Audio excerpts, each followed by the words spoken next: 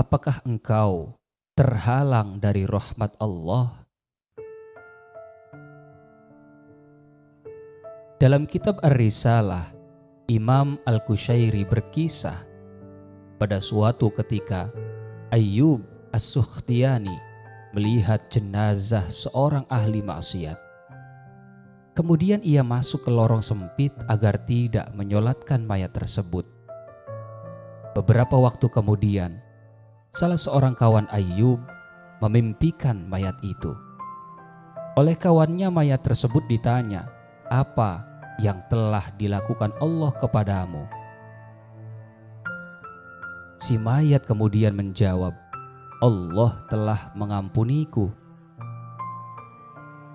Setelah itu si mayat berpesan kepada kawan Ayyub, "Sampaikan kepada Ayyub As-Sukhtiyani bahwa Allah berfirman, katakanlah, kalau seandainya kamu menguasai perbendaharaan rahmat Tuhanku, niscaya perbendaharaan itu kamu tahan karena takut membelanjakannya."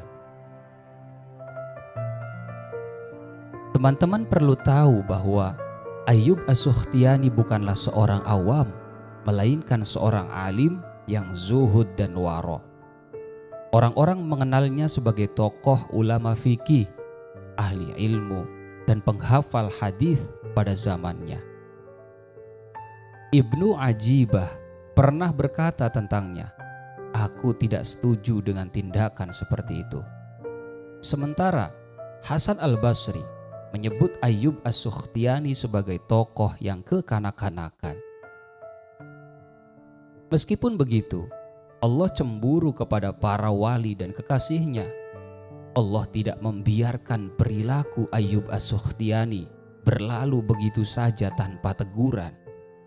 Maka dari itu, mimpi kawannya menjadi pesan tersendiri baginya dan juga bagi setiap muslim setelahnya, hingga kita tahu bahwa rahmat Allah lebih luas daripada dosanya orang-orang yang berbuat dosa. Rasulullah Shallallahu Alaihi Wasallam bersabda, seorang laki-laki berkata, "Demi Allah, Allah tidak akan mengampuni si fulan." Maka Allah berfirman, "Siapakah yang memvonis bahwa aku tidak akan mengampuni si fulan? Sesungguhnya aku telah mengampuni dosa orang yang divonis dan menggugurkan amal yang memvonis." Di lain kesempatan Rasulullah Shallallahu Alaihi Wasallam bersabda, dikisahkan ada dua orang laki-laki Bani Israel yang berbeda tabiatnya. Lelaki pertama adalah seorang pendosa, sedangkan lelaki kedua adalah seorang tekun beribadah. Lelaki yang tekun beribadah selalu melihat lelaki pertama sedang berbuat dosa. Bahkan lelaki yang tekun ibadah selalu mengatakan, "Berhentilah engkau berbuat dosa." Pada suatu ketika, lelaki yang tekun ibadah melihat lelaki pendosa sedang berbuat sebuah dosa. Maka seperti biasa, lelaki yang tekun ibadah itu berkata kepadanya, "Berhentilah engkau berbuat dosa." Lelaki pendosa kemudian menjawab, Tinggalkanlah